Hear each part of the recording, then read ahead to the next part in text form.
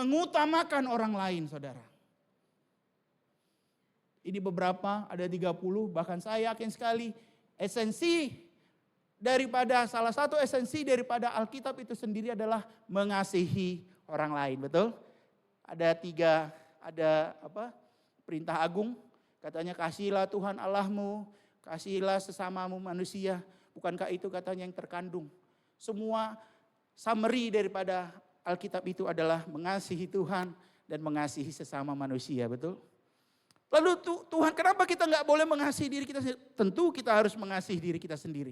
Tapi saudara, fokus kepada mengasihi orang lain itu harus menjadi prioritas kita juga. Karena apa? Karena kita sudah dikasihi oleh Tuhan itu sendiri. Amin. Jadi karena kita sudah dikasihi, ini waktunya untuk kita mengasihi orang lain. Nanti saudara bisa buka ayat-ayat ini, semua cerita tentang orang lain. Tapi kenapa?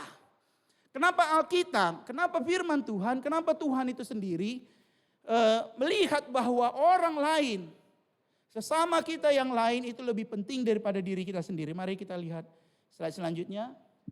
Why? Saya akan bacakan untuk kita di dalam Matius 25 ayat 35 sampai 40. Suatu kali murid-murid Tuhan Yesus bilang sama murid-murid, Tuhan kapan kau lapar? Kami lihat, kayaknya gak pernah lapar. Kapan kau ada di dalam penjara? Karena waktu itu Tuhan Yesus bilang, ketika aku di penjara engkau melawan aku. Ketika aku kedinginan engkau memberikan jubahmu. Ketika aku lapar engkau memberi aku makan. Murid-murid bingung. Kapan kami lihat kau ada di dalam penjara? Kapan kami emang melihat engkau kelaparan sehingga kami memberi engkau makan? Bingung mereka. Lalu kemudian di dalam Matius 25 ayat 35 sampai 40 nih Tuhan Yesus berkata sama murid-muridnya. Sebab ketika aku lapar kamu memberi aku makan. Ketika aku haus kamu memberi aku minum. Ketika aku seorang asing kamu memberi aku tumpangan. Ketika aku telanjang kamu memberi aku pakaian. Ketika aku sakit kamu melawat aku. Ketika aku di dalam penjara kamu mengunjungi aku. Maka orang-orang benar itu akan menjawab dia katanya. Tuhan, bila manakah kami melihat engkau lapar dan kami memberi engkau makan. Atau haus kami memberi engkau minum. Bila manakah kami melihat engkau sebagai orang asing dan kami memberi engkau tumpangan. Atau telanjang dan kami memberi engkau pakaian. Bila manakah kami melihat engkau sakit. Kapan Tuhan bisa sakit? Dalam penjara atau dalam penjara dan kami mengunjungi engkau. Dan raja itu akan menjawab mereka. Aku berkata, kita baca sama-sama ya. Oke, kita baca sama-sama dari kata dan raja itu menjawab. 1, 2, 3. Aku berkata kepadamu, sesungguhnya segala sesuatu yang kamu lakukan untuk salah seorang dari saudaraku yang paling hina ini, kamu telah melakukannya untuk aku. Jadi sang raja yang adalah Kristus itu berkata, sesungguhnya apapun yang kau lakukan kepada hambaku yang hina ini. Mari lihat hamba-hamba Tuhan yang hina sebelah kanan kirimu. Lihat. Dah, perhatikan wajahnya yang hina. Lihat juga ke depan kepada hamba yang hina ini. Dan apa saja yang kau lakukan untuk mereka katanya. Engkau melakukannya untuk aku. Tuhan yang adalah raja segala raja itu memposisikan dirinya sama seperti kita. Sehingga ketika orang lain melakukan sesuatu kepada sesamanya, maka Tuhan mengatakan engkau sedang melakukannya untukku. Jadi kalau engkau suatu kali saudara, waktu dulu pas masih kuliah ini, anak kuliah, ya duitnya mungkin pas-pasan. Suatu kali ada teman kan biasanya kalau pas lagi makan gitu, ayo makan-makan yuk. Biasanya ada itu yang kayak gini, kenyang aku kalian dulu aja lah ya. Kebetulan tadi agak siang ini makanku. Lihat Tuhan sedang berfirman di situ. Kepada hamba yang hina ini, akhirnya saya bilang, ayolah ada duitku 20.000 di sini. Makan pecel telur kita yuk. Oh iya katanya, baru senyum dia saudara. Akhirnya makan. Besok duit saya ada lagi, gak ada. Besok ya besok. Tapi minimal saya percaya. Firman Tuhan itu ajaib saudara, amin. Itu direction, itu arahan. Itu rahasia sukses. Firman Tuhan itu rahasia untuk berhasil. Lalu kemudian saya traktir makan. Saya masih hidup gemuk sampai dengan hari ini saudara. Betul? Jadi kalau nanti pulang dari sini lihat, ada yang tiba-tiba bilang, agak siang tadi sarapanku bang. Lihatlah, itu firman Tuhan sedang berkata-kata bagi kita. Tapi jangan juga pas Bang Hendra ngomong gitu ya. Mungkin pas Bang Hendra bilang aku kedinginan. Nah kita kasih dia minyak angin. Betul ya? Jadi rahasianya adalah kenapa Tuhan banyak berbicara tentang orang lain. Itu karena Tuhan memposisikan dirinya sebagai orang lain tersebut. Ketika kita bahkan kalau misalnya kita lihat saudara dalam Ibrani 13 ayat 2. Alkitab ini luar biasa katanya. Hendaklah engkau suka memberi tumpangan katanya. Karena apa? Dengan memberi tumpangan engkau tidak pernah tahu engkau sedang menjamu malaikat-malaikat. Betul? Yang punya kendaraan. Lihat tuh. Jangan beli mobil yang isinya 4. Beli 7. Yang isinya 7-seater saudara. Supaya apa? Pas nanti JK3 Cup tahun depan ada yang nebeng. Begitu teladannya di tengah-tengah gereja kita, betul? Kau sedang memberi tumpangan. Satu kali ada yang memberi tumpangan sama saya. Pas dilihat di wajah, kayak bersinar-sinar muka saya saudara. Tapi tanpa saya sadari karena handphone saya terlalu terang rupanya.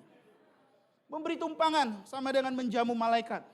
Bahkan di dalam Matius 10 ayat 42 katanya, pada saat kita memberi secangkir air sejuk, maka engkau sedang tidak akan kehilangan upah. Jadi kalau melayani orang lain jangan bersungut-sungut saudara. Jangan langsung berpikir, aduh uangku udah tinggal segini bang. Alkitab itu adalah janji. Alkitab itu adalah arahan. Alkitab itu adalah standar operation prosedur. Barang siapa melakukannya dengan setia, maka engkau akan mendapatkan upahnya. Alkitab itu saudara di luar akal sehat terkadang. Itu kenapa beberapa waktu yang lalu saya pernah katakan, ada orang-orang bilang, berhikmatlah, berhikmatlah. Maaf kata saya bilang, makan hikmatmu. Karena di waktu engkau berkata berhikmat, terkadang mungkin jangan-jangan kau sedang tidak beriman. Amin. Mulai sesat abang ini. Nanti kita bisa diskusi lebih lanjut ya. Mari kita lanjutkan. Yang kedua, dikatakannya hendaklah engkau menaruh pikiran dan perasaan Kristus. Di dalam Filipi 3 tadi. Bahasa asli daripada menaruh itu adalah benchmarking. Mengadopsi. Jadi di dalam semua tindakan, di dalam semua perilaku, di dalam semua keputusan katanya hendaklah engkau menaruh itu bicara tentang kita harus mengimitasi, meniru. Jadi yang kita imitasi bukan perilaku ayah dan ibu. Yang kita imitasi bukan perilaku kanan kiri. Yang kita imitasi bukan perilaku orang. Yang kita imitasi adalah apa yang Alkitab katakan tentang Kristus itu sendiri. Katakan amin. Dan apa yang harus kita taruh? Perilaku dan perkataan Kristus, perasaan Kristus seperti apa yang kita taruh? Yang pertama, tidak mempertahankan apapun. Jadi pada waktu Yesus memutuskan dirinya untuk datang ke muka bumi ini, dikatakan dia tidak mempertahankan apapun. Dia setara dengan Allah. Tapi dia tidak mempertahankan kesetaraan itu. Sehingga akhirnya apa dibilang? Yang walaupun dalam rupa Allah tidak menganggap kesetaraan dengan Allah itu sebagai milik yang harus dipertahankan. Jadi Yesus itu sendiri yang adalah Allah tidak mempertahankan kesetaraan itu. Untuk akhirnya dia bisa leluasa melayani. Tapi coba lihat kanan kiri hamba-hamba yang hina ini. Udah hina dipertahankannya kehinaan itu. Untuk akhirnya dia tidak merdeka melayani. Dipertahankan kemiskinan. Untuk dia akhirnya menjadi alasan aku gak bisa melayani. Dipertahankan kemalasan. Untuk menjadi alasan aku tidak bisa melayani. Dipertahankan kebiasaan tidak bangun pagi. Dipertahankan untuk berlambat-lambat menunda-nunda. Untuk tidak leluasa melayani. Yesus, kesetaraan dengan Allah itu tidak dipertahankannya. Supaya dia dengan leluasa datang ke muka bumi. Dan mengosongkan dirinya. Sekarang ambil handphone kameranya arahkan. Astagfirullahaladzim, hamba yang hina ini. Kalau tadi kan kanan kiri, sekarang lihat diri sendiri. Apa yang kau sedang pertahankan? Apa yang kita sebagai gereja sedang pertahankan? Kebiasaan mengasihani diri sendiri, self pity. Kebiasaan untuk akhirnya transaksional. Aku dapat apa? Untung rugi. Pikiran dan perasaan Kristus itu tidak mempertahankan kesetaraan dengan Allah, saudara. Yang kedua, selanjutnya dikatakan dia mengosongkan dirinya dan mengambil rupa seorang hamba dan menjadi sama dengan manusia.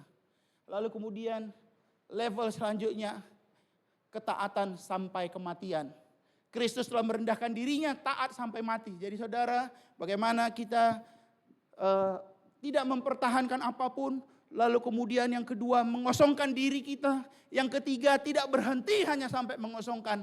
Kita taat sampai mati. Ada yang takut mendengar kata-kata tentang kematian. Jangan-jangan kita nggak yakin habis kematian kita masuk surga. Makanya takut saudara ya. Dan yang keempat katanya tujuan itu semua Kristus dimuliakan. Jadi goal, pikiran dan perasaan, standar operation ini saudara, anak-anak muda supaya kita dimuliakan. Gereja itu harus dimuliakan. Gereja harus berbeda dari dunia. Amin. Kayak mana itu Pak Tua bisa dimuliakan kata si Philip. Philip, pasang sabuk pengamanmu, kita akan lanjut. Lebih kencang lagi. Oke. Mari kita lihat saudara satu persatu.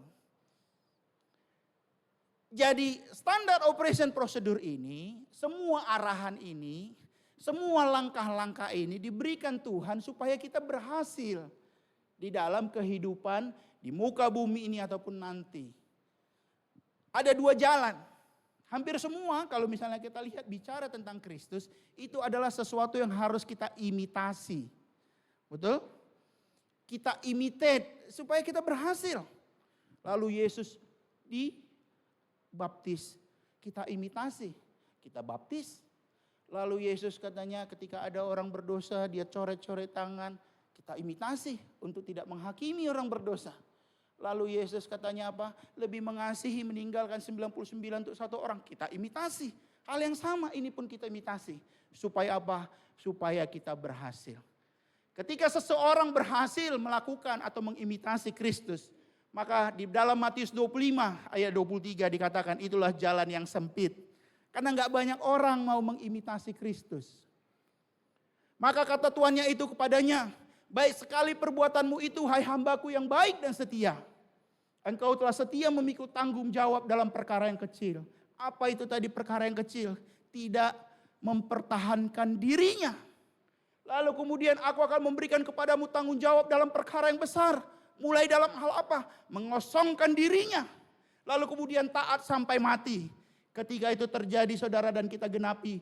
Masuklah dan turutlah dalam kebahagiaan Tuhanmu. Amin. Tapi di sisi yang lain ketika ada orang-orang mengklaim bahwa dirinya adalah hamba Kristus. Ketika di sisi yang lain ada orang-orang yang mengklaim bahwa dirinya adalah pekerja Kristus. Hanya karena dia rajin datang ke gereja.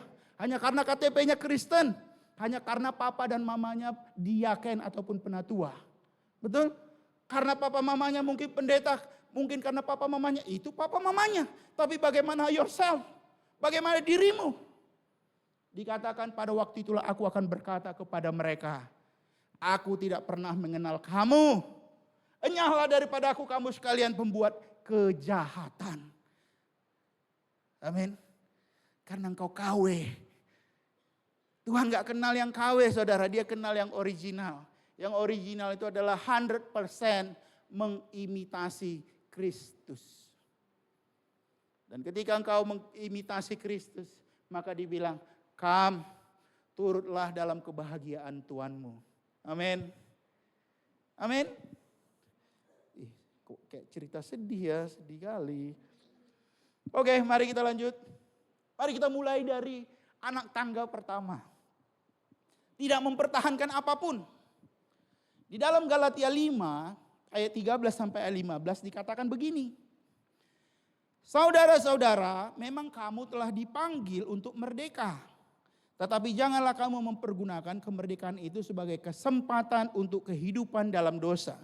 Melainkan layanilah seorang akan yang lain oleh kasih.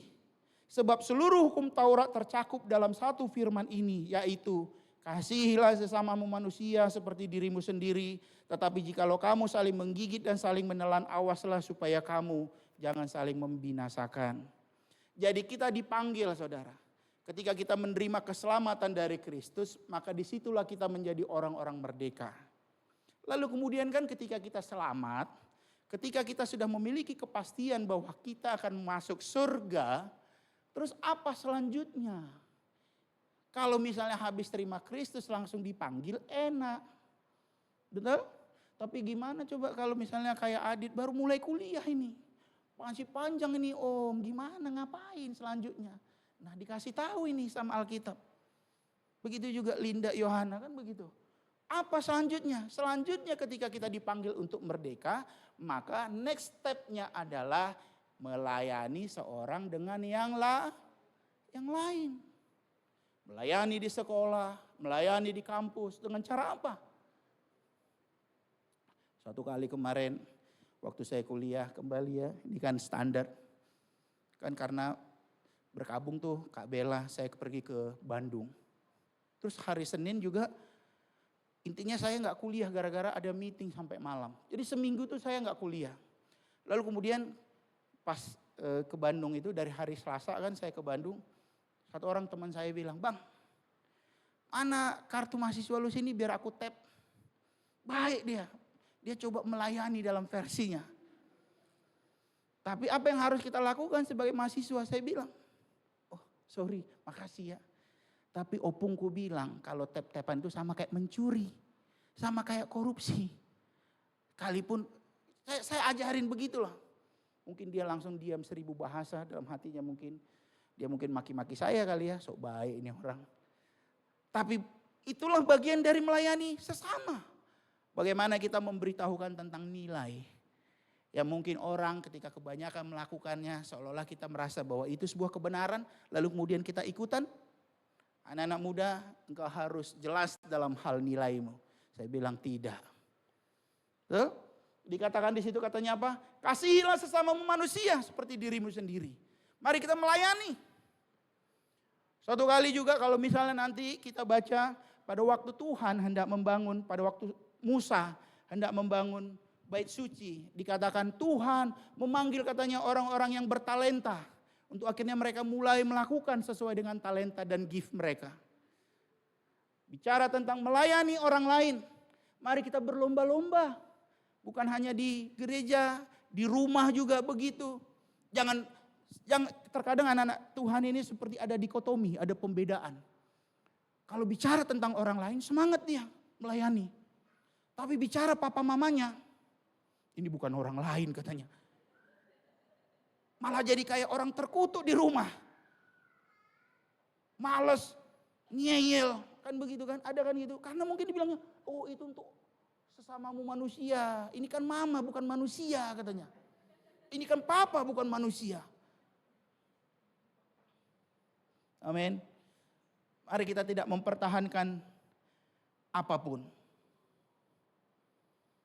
Lalu kemudian Bapak Ibu Saudara, hal yang sama juga ketika akhirnya ketika kita dipanggil dan mari kita tidak mempergunakan kesempatan itu hanya untuk sebatas hidup sesuka hati. Tapi ketika kita menjadi orang merdeka karena sudah ada jaminan, mari kita mulai fokus melayani Tuhan. Ambil bagian. Oh aku begini, aku begitu, aku melakukan ini. Jangan hitung-hitungan Bapak Ibu Saudara. Betul? Saya melihat bagaimana orang-orang yang tidak hitung-hitungan. Karena dia melakukan prosedur firman Tuhan ini. Pasti akan diberkati. Katakan amin. Mari kita lanjut ke tangga yang kedua. Anak tangga yang kedua tadi dikatakan adalah mengosongkan dirinya. Lalu Kristus itu katanya mengosongkan dirinya dan mengambil rupa seorang hamba. Ini kayak tebak-tebakan. Bagaimana caranya memasukkan gajah ke dalam kulkas?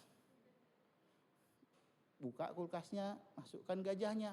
Bagaimana memasukkan tikus ke dalam kulkas? Buka kulkasnya, keluarkan dulu gajahnya, baru masukkan tikusnya, kan begitu kira-kira.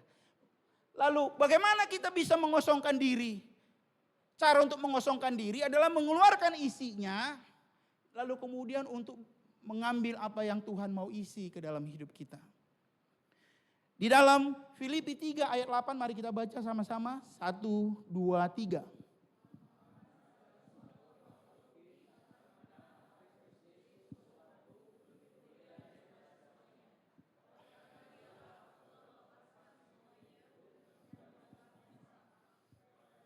Supaya aku memperoleh Kristus. Jadi ayat ini saudara ditulis oleh Paulus. Lalu kemudian Paulus bilang, yang ku kehendaki segala sesuatu ku anggap rugi. Jadi dia menganggap segala sesuatu rugi saudara. Hebat banget nih. Karena pengenalan akan Kristus. Kenapa ada orang akhirnya memilih yang bukan Kristus? Karena dia nggak mengenal Kristus. Kenapa ada orang seperti yang tadi saya katakan bahwa kita dipanggil untuk mengasihi orang lain dan juga mengasihi diri kita sendiri, kepentingan kita sendiri. Tapi ada orang yang sangat berlebihan, berpikir bahwa hidupnya hanya untuk dirinya sendiri. Karena apa? Karena mereka tidak mengenal Kristus. Jadi saudara, Bapak Ibu, adik-adik, ketika engkau datang gereja bukanlah menjadi jaminan kita mengenal Kristus. Kalau hanya datang gereja. Dikatakan di sini, segala sesuatu kuanggap rugi. Karena dialah aku telah melepaskan itu semuanya menganggap sampah. Suatu kali, kalau misalnya kita buka literatur di YouTube begitu ya. Bagaimana orang, atau misalnya kadang anak-anak sekolah juga begitu. Mereka tahu sepatu yang dipakai Nike asli atau enggak. Adidas asli atau enggak. Karena apa? Karena mereka mengenali yang asli saudara. Betul? Kalau orang tidak bisa mengenali yang asli, maka dia tidak bisa membedakan mana yang palsu. Seseorang kalau dia mengenali Kristus, maka dia tahu bahwa yang lain itu sampah. Bahkan versi bahasa aslinya dikatakan di situ, sampah itu adalah tinja. Kotoran saudara. Bayangkan Paulus membandingkan Kristus dengan di luar Kristus itu adalah kotoran. Jadi kalau seseorang kau terlalu fokusnya kepada kepentinganmu sendiri. Tapi engkau lupa bahwa kita dipanggil untuk melayani orang lain. Untuk memikirkan kepentingan orang lain. Maka itu semua seperti engkau menumpuk sampah di dalam rumah. Ada kertas, ada koran, ada plastik. Semua saudara, berantakan rumahnya. Berantakan. Dia tahu bahwa ketika dia mencoba untuk fokus, dia tahu semakin dia tidak fokus. Karena apa? Yang diisi hanya sampah, tinja dan tinja dan tinja. Dalam Lukas 12 ayat 16 sampai 20. Kemudian dikatakan waktu itu ada katanya orang kaya. Lalu orang kaya ini katanya membangun suatu gudang untuk dia menumpuk harta kekayaannya, hasil panennya di dalam gudang tersebut. Lalu kemudian setelah dia kumpulkan gudang hasil panennya, lalu dia berkata kepada dirinya, sesudah itu aku akan berkata kepada jiwaku, jiwaku, ada padamu banyak barang tertimbun untuk bertahun-tahun lamanya. Beristirahatlah, makanlah, minumlah, dan bersenang-senanglah. Ketika orang kaya ini akhirnya berpikir kekayaannya tersebut hanya untuk kenikmatan dirinya sendiri. Lalu kemudian lihat apa yang Alkitab katakan. Tetapi firman Allah kepadanya, hai engkau orang bodoh. Ketika engkau terlalu berfokus hanya untuk kepada jiwaku. Aku akan mau kejar ini. Aku mau lakukan ini. Aku mau untuk lakukan ini. Aku mau. Dikit-dikit aku. Dikit-dikit yang aku mau. Dikit-dikit yang aku mau.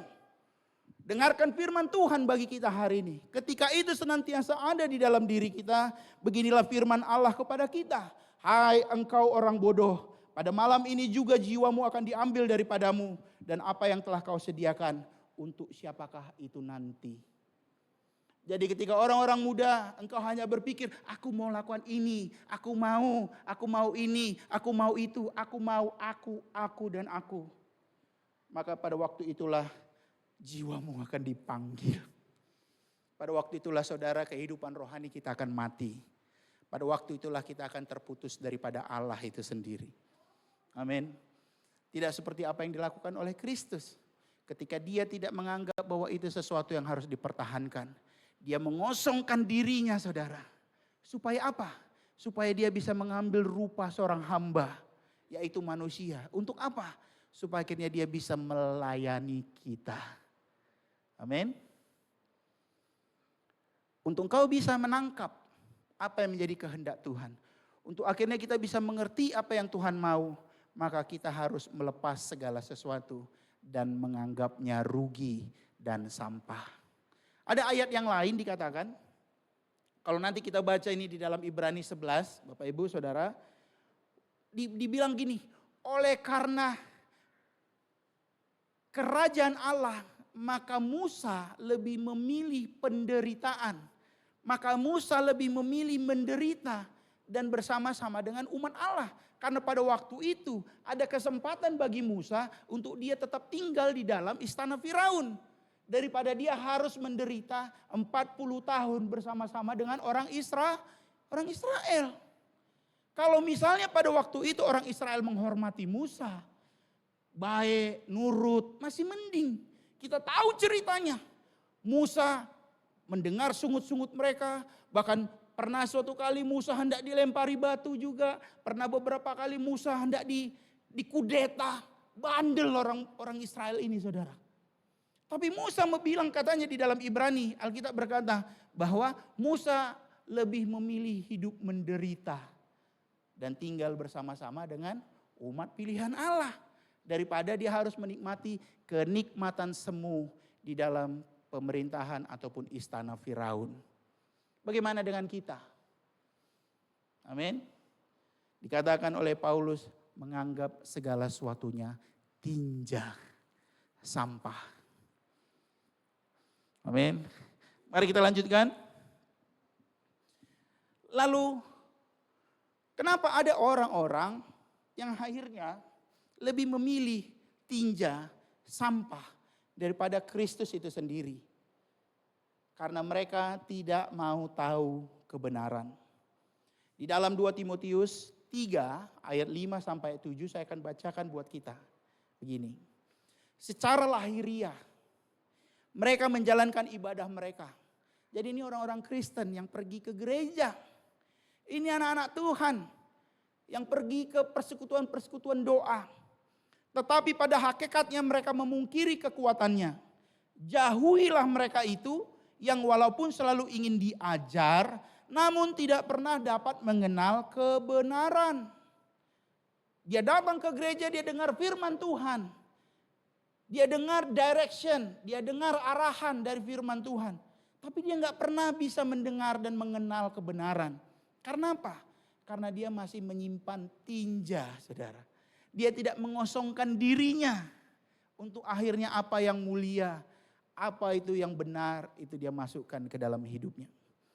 Bahkan di dalam 2 Timotius 4 ayat 3 sampai dengan ayat 4 dikatakan, karena akan datang waktunya, orang tidak dapat lagi menerima ajaran sehat. Tapi mereka akan mengumpulkan guru-guru menurut kehendaknya untuk memuaskan keinginan telinganya. Mereka akan memalingkan telinganya dari kebenaran dan membukanya bagi dongeng. Hari-hari ini ada banyak dongeng bertebaran. Tahu apa arti dongeng? Kalau bahasa Ibraninya mutos. Mutos itu kalau akhirnya yang sering kita dengar mitos. Mitos itu apa?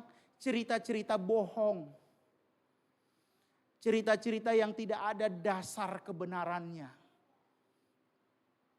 Apa itu? Salah satu contoh mitos, ada yang mau kasih contoh? Misalnya,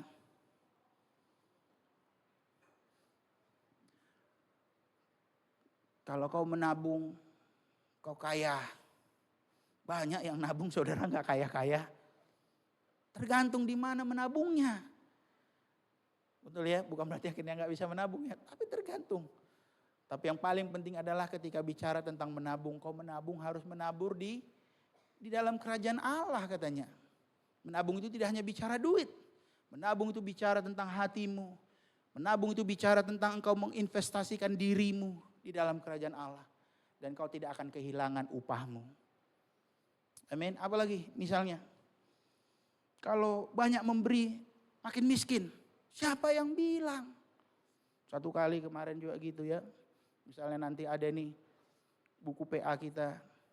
Ayo siapa? Bayar saudara. Minimal itu untuk rumah Tuhan. Yang kedua kau sedang mempraktekkan. Saya sering sekali begini ya, suatu kali nih ya, ini cerita nih. Jadi pas dulu pertama kali saya pas masih fresh graduate, gaji saya itu 1,8 juta. Ya kan? Tahun kecil lah. Tahun-tahun awal-awal 2004, 2005 gaji saya 1,8 juta ketika fresh graduate yang lain itu 2,5 sampai 3,5 juta. Jadi 1,8 setengahnya. Udah gitu saya harus sampai ke Pulau Gadung sana, naik motor ke Bekasi begitu kan. Karena saya kerja proyek. Suatu kali saya ditangkap polisi ditanya, kamu kerja di mana? Tukang ledeng pak. Memang saya masang-masang pipa air saudara. Karena ke pengolahan air kan, tukang ledeng katanya. Udah sana katanya. Nggak diambil lah duit saya kan. Nah, terus suatu kali akhirnya saya nabur. Waktu itu kita masih di Mabes Polri. Terus saya dengar nih kesaksian dari Bang Henry. Saya tergerak, intinya dia menabur beli AC. Saya bilang sama Tuhan, Tuhan saya juga mau yang begini-begini. Saya mau praktek ini kebenaran. Ini kan SOP, Standard Operation Procedure. Barang siapa yang melakukan yang kau berhasil. Tuhan aku mau. Gaji 1,8 juta. Saya lihat gitar gereja kita. Ngereng. Saya beli gitar saudara. Singkat cerita. Kelaparan melanda.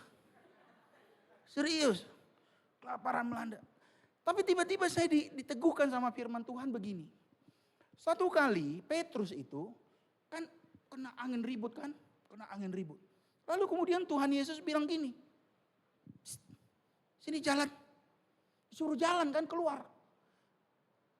Petrus jalan. Nekat dia. Ada SOP-nya. Ada standar prosedurnya. Jalan dia.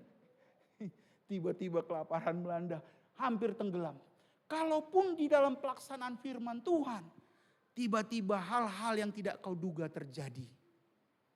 Standar operation prosedur mencatat, tangan Tuhan tiba-tiba langsung lebih cepat daripada kelaparan itu menangkap. Makanya terus harus yakin. Tenggelam gak Petrus? Gak saudara. Si Rocky menabur. Tenggelam gak? Kelaparan gak si Rocky? Enggak, saudara lihat makin gemuk sampai dengan hari ini. Karena apa? Standar operation prosedur mencatat. Tapi dibalik daripada itu saya mengalami pengenalan akan Kristus. Oh begitu. Daripada engkau hanya kayak 11 murid yang lain. Petrus berjalan. Caper. Malah dia jejein. Orang yang berani dia bilang, enggak kayak gitu Pet. Lu harusnya berhikmat dong. Lihat tuh badai. Lihat tuh agak kalau misalnya hanya angin masih mending. Lihat nih air pus kan. Lu lihat gak? Jangan lebay lu. Pikir. Padahal Petrus dengan santainya. Karena dia pengen mengalami Tuhan. Dan kalaupun dalam proses engkau melayani Tuhan. Engkau hampir tenggelam. SOP mencatat. Tangan Tuhan lebih cepat. Amin. Tidak mau tahu kebenaran. Karena apa? Dia tidak dapat mengenal kebenaran. Karena apa? Karena dia tidak mau melakukan. Karena yang dia mau lakukan. Karena dia tidak mau mengenal Kristus. Kalau orang mau mengenal kebenaran. Maka dia mau mengenal Kristus. Kalau orang mau mengenal Kristus. Maka otomatis yang lain akan dianggapnya tinja. Kok ngeri-ngeri kali kosakata abang ini. Bahasa aslinya loh. Salahkan Tuhan ya. Mari kita lanjutkan. Yang terakhir. Katanya Kristus itu taat sampai mati. Output dari ketaatan akan diuji oleh salib. Kita bisa bilang bahwa kita tahu banyak kebenaran. Kita bisa bilang bahwa kita tahu banyak standar SOP di dalam firman Tuhan. Lalu kemudian nanti apakah kita taat melakukan atau enggak. Itu akan dibuktikan melalui salib. Amin. Mari kita baca dari 1 Filipi 3 ayat 10. Ini kemudian Paulus juga menuliskannya. Yang kukehendaki ialah mengenal Dia dan kuasa kebangkitannya dan persekutuan dalam penderitaannya, di mana aku menjadi serupa dengan Dia dalam kematiannya, supaya aku akhirnya beroleh kebangkitan dari antara orang mati.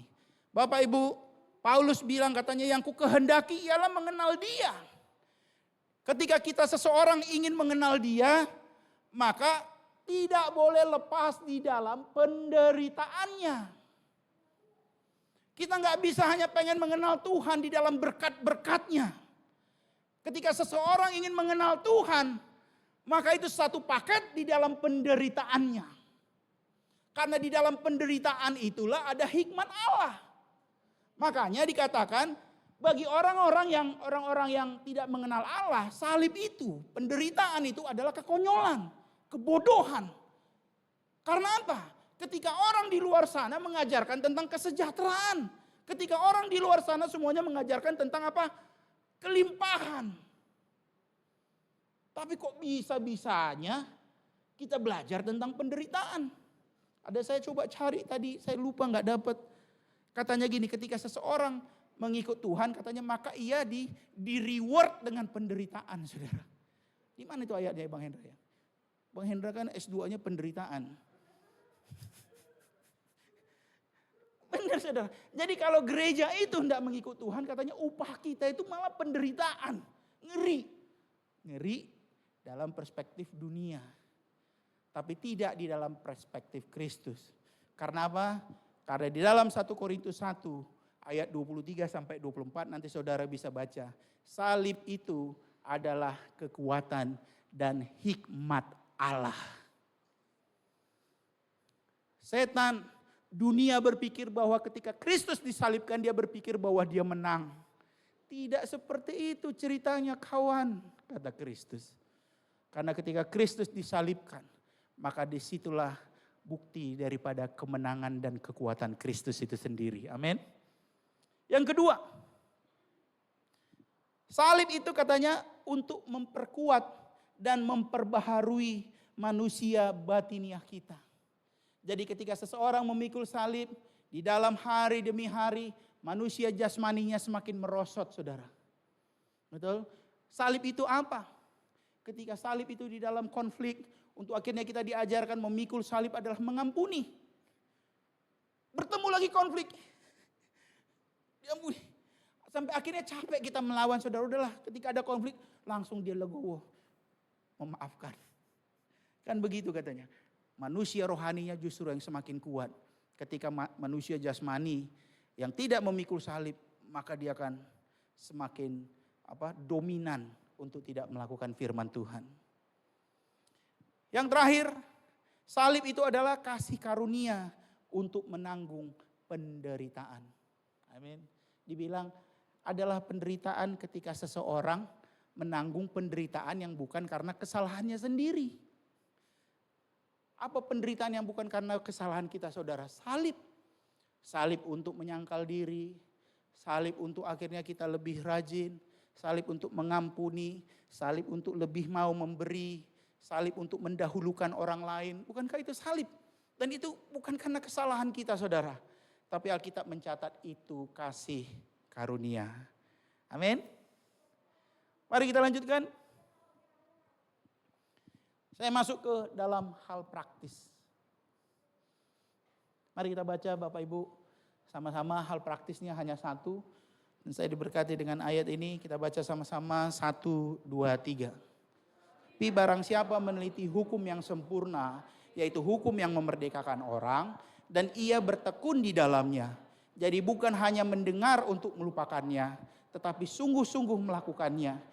Ia akan berbahagia oleh perbuatannya. Amin. Kembali lagi ada SOP-nya katanya.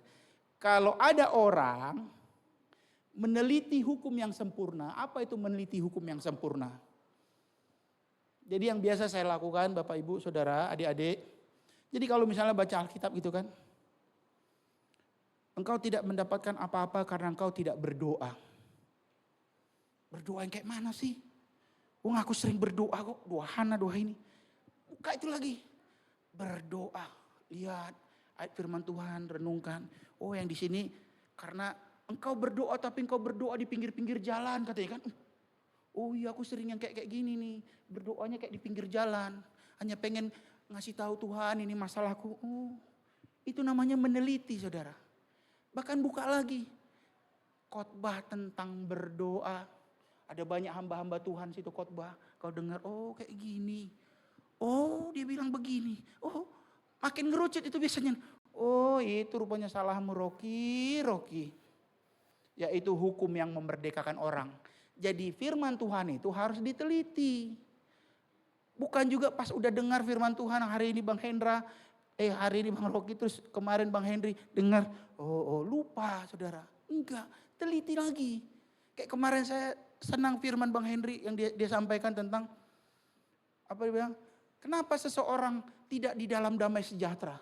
Karena dia tidak di dalam hubungan yang melekat dengan Roh Kudus. Saya baca lagi pulangnya.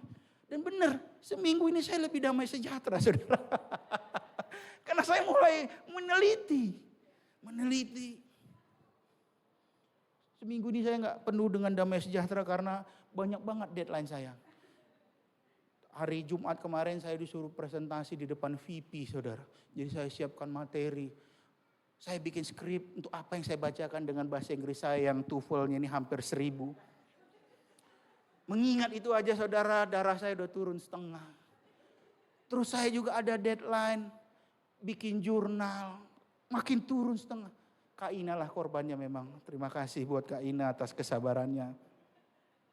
Dan lalu kemudian katanya, selain meneliti, dia bertekun di dalamnya. Lakukan. Jadi kalau pada saat firman Tuhan kau mendapatkan sebuah insight, dan mulai bertekun melakukan. Lalu kemudian dibilangnya bukan hanya mendengar untuk melupakan, tetapi sungguh-sungguh untuk melakukan. Ketika engkau melakukan ini saudara, dalam proses ketika engkau melakukan ketemu salib, engkau tetap tekun melakukan. Ketika engkau melakukan kau ketemu salib, tapi engkau tetap konsisten untuk melakukan. Maka engkau menganggap firman Tuhan itu lebih daripada segala-galanya. Dan dibilang di sini engkau akan berbahagia. Berbahagia karena apa? Di dalam pekerjaan tanpa kau sadari, akhirnya bosmu makin sayang, salesmu naik, ada tiba-tiba jualan yang tak terduga, urusan dengan regional, tiba-tiba bosmu di dalam bahasa Inggrismu yang ala kadarnya dia, superb. Terserahlah ya dia mau basa-basi apa enggak. Tapi minimal kita melewati hari itu dengan aku sudah melewati masa ini. Amin. Amin saudara. Jadi be humble. Untuk akhirnya kita be humble karena kita mendengar dan melakukan firman Tuhan. Amin. Mari kita berdoa. Bapak yang baik, terima kasih untuk firman-Mu siang hari ini. Terima kasih karena Engkau mengajari kami untuk kami tidak mempertahankan segala sesuatu. Kami menaruh pikiran dan perasaan Kristus yang di dalam rupa Allah tidak mempertahankan itu. Bahkan Engkau mengosongkan diri-Mu Tuhan dan mengambil rupa seorang hamba. Lalu kemudian Engkau taat sampai mati. Kami berdoa supaya hal yang sama itu boleh terjadi atas kami. Kami menjadi orang-orang yang tidak mempertahankan kebenaran diri kami sendiri. Kami menjadi orang-orang yang tidak mempertahankan apa yang kami yakini selama ini. Yang ternyata itu bertentangan dengan firman-Mu. Tapi biarlah Roh Kudus di dalam kasih karunia-Mu menolong kami untuk memisahkan apa yang menjadi kehendak Tuhan dan apa yang lahir dari kedagingan dan kesombongan kami Tuhan Yesus. Dan biarlah semua yang mulia, semua yang benar, semua yang kudus, Tuhan boleh limpahkan atas kami. Ketika kami melepaskan segala sesuatunya Tuhan. Untuk kami semua boleh semakin mengenal Kristus. Bawalah kami Tuhan hari demi hari mengalami salib demi salib yang harus kami pikul. Dan biarlah dalam proses ketika kami memikul salib tersebut, kami meneliti firman Tuhan. Kesukaan kami adalah merenungkan firman-Mu Tuhan. Kami mengingat firman-Mu bahkan melakukannya dengan tekun. Karena Engkau berkata setiap orang yang melakukannya akan berbahagia. Ini doa kami Tuhan. Kami menjadi gereja yang akan semakin dewasa. Kami menjadi gereja yang akan semakin menyerupai Kristus. Kami menjadi gereja yang akan semakin dewasa untuk sebagai mempelai-Mu Tuhan Yesus. Urapi kami semua, berbicara lebih dalam dan lebih luas lagi atas pribadi lepas pribadi Tuhan Yesus. Di dalam nama-Mu kami berdoa, kami mengucap syukur. Haleluya.